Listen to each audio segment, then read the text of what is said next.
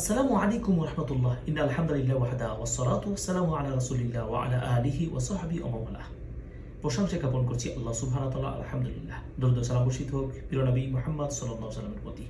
আল্লাহ নবী সাল্লাল্লাহু আলাইহি ওয়াসাল্লাম বলেছেন, ওই ব্যক্তি সবচেয়ে বড় বখিল যে ব্যক্তির নিকট আমার নাম উচ্চারিত হয় কিন্তু আমার নামের প্রতি দুরূদ পাঠ করা হয়নি। আসুন আমরা যে বখিলের খাতায় আমার নামটা না পড়ে রাসূল সাল্লাল্লাহু আলাইহি সাল্লামের নাম যখনই শুনবো তখনই তার প্রতি দুরূদ পাঠ করব। এছাড়াও রাসূলুল্লাহ সাল্লাল্লাহু আলাইহি সাল্লামের প্রতি একবার যদি আপনি দুরূদ পাঠ করেন, আল্লাহ রাসূল সাল্লাল্লাহু আলাইহি সাল্লাম বলেছেন আল্লাহ তাআলা তার প্রতি 10 বার রহমত নাযিল করেন।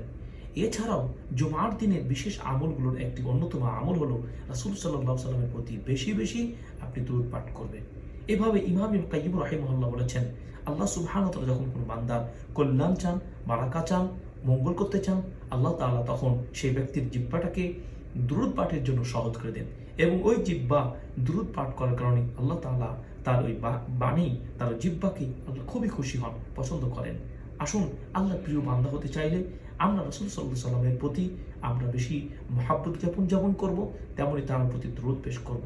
পৃথিবীর সকল বস্তু ব্যক্তি সবার চেয়ে আমরা আমাদের প্রিয় নবী সাল্লাল্লাহু আলাইহি ওয়াসাল্লামকে বেশি ভালোবাসবো।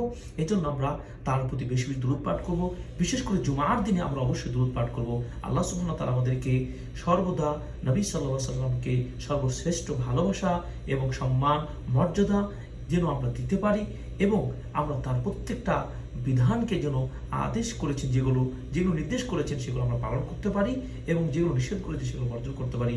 আল্লাহ সুবহানাহু ওয়া তাআলা আমাদেরকে যেন পরকালে প্রিয় নবী মুহাম্মদ সাল্লাল্লাহু আলাইহি ওয়াসাল্লামের সুপারিশ পাওয়ার সৌভাগ্যতা দান করেন। আমিন।